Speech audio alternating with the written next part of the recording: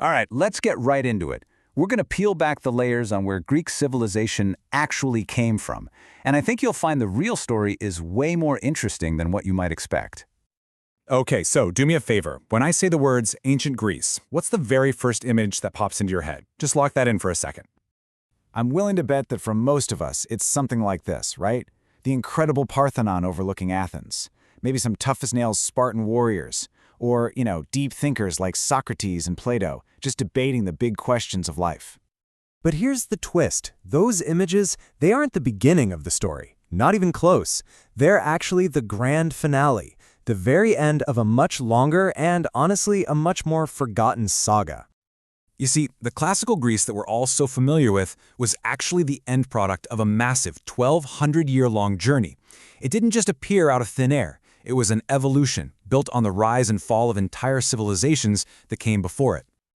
And that journey basically unfolded in 4 major stages. It all kicked off with the Cretans, then the action moved to the Mycenaeans. After that, things went dark for a while in a mysterious Dark Age, all before the famous city-states we know, like Athens and Sparta, even got started. But before we can really dive into that timeline, we've got to hit pause and correct a pretty common idea about ancient history that many of us were taught. An idea that leaves a huge piece of this puzzle on the cutting room floor. You've probably heard this before, right? The 4 great ancient civilizations: Mesopotamia, Egypt, India, and China. It's a classic, but, well, it turns out the picture is a little incomplete. The real number isn't 4, it's 5. There's a 5th cradle of civilization that is absolutely critical to understanding the Western world, and yeah, it's our main character for today. And there it is, the 5th one, the Aegean civilization, getting its start around 2000 BC. And get this, if you look at the timeline, that makes it just as ancient as Chinese civilization. This is the real starting point, the forgotten first chapter of the entire Greek story. So let's dig into that very first layer. We're starting on the island of Crete. And the first thing you need to know about Crete is that this wasn't a land of warriors. It was a land of merchants. It was all about business. I mean, just look at its location. It's smack dab in the middle of everything. The perfect natural crossroads connecting Africa, Asia, and Europe. It was practically destined to become this bustling hub for trade and ideas. We're talking over 90 city-states flourishing there. So here's the most important takeaway. Early Greek civilization was not born in a bubble. No way. Think of it as having 2 huge, powerful older siblings, Egypt and Mesopotamia. It grew up right alongside them, trading with them, learning from them, and absorbing their culture. And you can actually see this connection woven right into their myths. It's fascinating. Take the story of Io, one of Zeus's lovers. She flees to Egypt, becomes a queen, and her family line gets worshipped as Egyptian gods. Now, that's not just a random fairy tale. It's like a symbolic map showing the very real, very deep relationship between these 2 cultures. So after about 500 years, Cretan power started to fade, and the whole center of gravity shifted over to mainland Greece.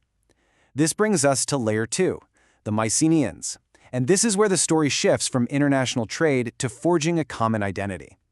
You know, it's amazing what a name can tell you. We say Greece, but that name, Graecia, came from the Romans after they conquered the place. It was an outsider's label.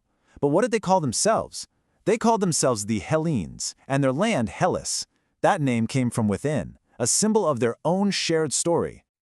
So where did Hellas come from? Well, it's a fantastic story. It comes from a myth about a common ancestor, a guy named Hellen. His descendants supposedly founded the tribes that would later grow into the great city-states, Mycenae, Sparta, Athens. It's a brilliant way to build a unified cultural narrative, isn't it? So with this new sense of unity and power, the Mycenaeans embarked on some epic adventures. And the most famous of them all, of course, is the Trojan War. That decade-long conflict supposedly kicked off by the abduction of Helen, said to be the most beautiful woman in the world. I mean, it's a great story. It's got love, honor, betrayal, the whole 9 yards. But was that really what it was all about? Or was there something a little more practical, maybe a little more economic at stake?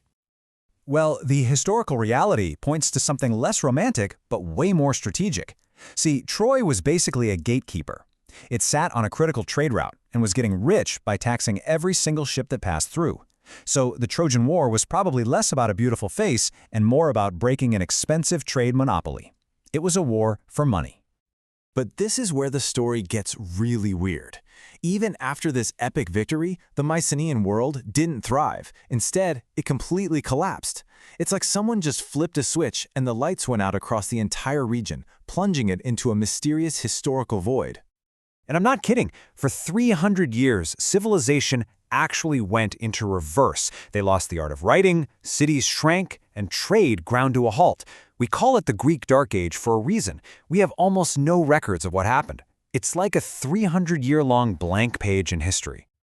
But out of that long darkness, something new was beginning to stir. After 3 centuries of a total reset, the conditions were finally right for the dawn of the era that we all know and recognize, the Classical Age. So what this all shows is that classical Greece didn't just appear out of nowhere. It stood on a 1,200-year-old foundation built by Crete's commercial genius, Mycenaea's shared culture, and the complete societal reset of the Dark Age.